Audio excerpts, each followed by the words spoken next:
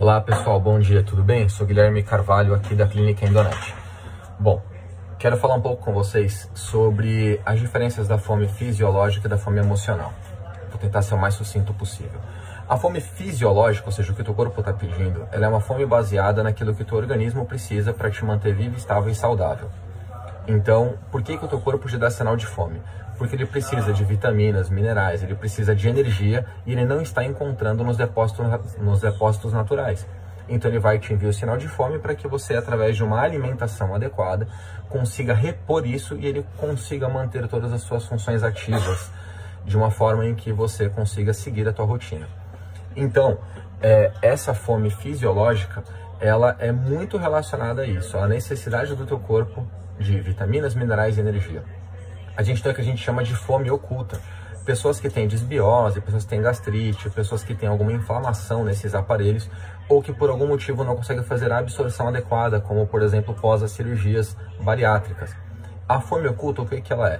A deficiência de algumas vitaminas e minerais no teu organismo. Então o teu corpo ele vai pedir para você repor, só que você vai repor e ele não vai encontrar essa fonte tão adequada. E por isso que não é incomum que os pacientes pós-cirurgia bariátrica ou os pacientes que tenham gastrite ou desbiose, por exemplo, eles tenham que repor através de vitaminas. Isso quando é acompanhado por endocrinologista. Porque assim o paciente consegue fazer uma boa reposição e não sentir a fome oculta. O que nós indicamos?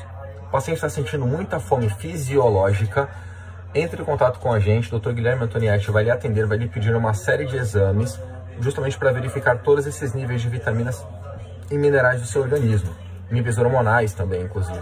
Dessa forma, ele vai conseguir identificar se você pode estar com a fome oculta, faz a reposição disso por via venosa, feita a reposição, você já vai ter no mesmo momento isso tudo no teu organismo, como é via venoso, 100% absorvível, não vai ter perda nenhuma, e aí vai variar, de acordo com caso a caso, a necessidade desse paciente voltar e fazer novamente essa reposição via venosa. Muitas vezes não tem necessidade de repor uma vez, o paciente faz a manutenção através de uma alimentação adequada e de a ingestão via oral.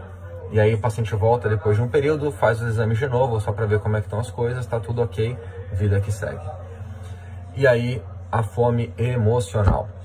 Quando a gente entra num processo de emagrecimento, por exemplo, de reeducação alimentar por conta de alguma patologia, a gente fala que esse paciente ele vinha com hábitos alimentares que o teu corpo está habituado a manter aqueles níveis. Então, o nível de glicemia, que é um pouco mais elevado por uma ingestão maior de doces, é o nível de sódio mais alto por conta da ingestão de alimentos industrializados. Então, essa fome emocional, ela conflita um pouco com isso. Por quê? Porque além de ter isso que vai bater na fisiologia, a gente tem também a necessidade do cérebro de repor aquilo mesmo que os níveis estejam adequados. Então, o teu corpo, ele vai pedir em algum momento, mas depois ele se adapta, mas a tua mente ela vai continuar tendo a necessidade de comer daquela forma. E é quando você vai, por exemplo, passar em frente a uma doceria, uma rotisserie, uma padaria, e você vai sentir a necessidade de entrar para comprar alguma coisa, mesmo sem estar com fome. Principais sintomas dessa fome emocional, eles vêm acompanhado por algo que não é tão comum assim. Então, a boca salivando, vontade de comer muito específica, com vontade de comer aquele bolo, aquele brigadeiro, aquele doce, aquele salgado, com vontade de comer aquela comida específica. Além disso, a gente também começa a perceber a angústia. Então, quando eu me proíbo de comer, eu começo a perceber que eu sinto ainda mais vontade de comer. Então, a gente tem que trabalhar dentro da mente do paciente, tem que trabalhar esse aspecto emocional muito forte, para que o paciente ele consiga trazer a compreensão muito clara dos novos propósitos que ele está à frente a essa reeducação alimentar. Então essa parte diferente da primeira, como eu expliquei para vocês ali, que o doutor consegue identificar nos exames, essa segunda parte não é identificada em exames, somente ali na anamnese e nas consultas da psicoterapia. Feito isso, aliado com a nutricionista, a gente vai planejar com que o paciente consiga ter mais conforto nisso. Então, o paciente está muito habituado a comer doces.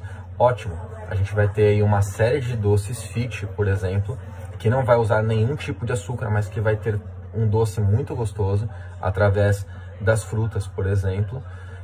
E ali o paciente vai ter o seu paladar atendido. Paciente que quando fica nervoso, bravo, ou passa por uma situação de desconforto emocional ou estresse, tem o hábito de comer, descontar na comida. A gente vai entender o que está acontecendo para, na sequência, a gente trabalhar isso dentro da psique do paciente e a nutricionista dando o suporte para que a gente possa saber o que ele pode beliscar naquele momento sem ter prejuízos. Então, a principal diferença das duas fomes são essas. A gente tem que ficar atento para que a gente não se sabote, tanto no seu organismo quanto na sua mente. E entendendo tudo isso, você vai ter um melhor controle sobre aquilo que você está ingerindo e, principalmente, você vai conseguir ter uma reeducação alimentar. Ou seja, você vai aprender e manter aqueles hábitos alimentares por muito tempo, sem radicalismo, sem nada que te traga prejuízo, de uma forma saudável e sustentável, tá bom, pessoal? Qualquer dúvida pode deixar aqui embaixo. Eu, Dr. Guilherme, enfermeira Marcela, nossa nutricionista, vão ter o maior prazer em responder. Um abraço a todos.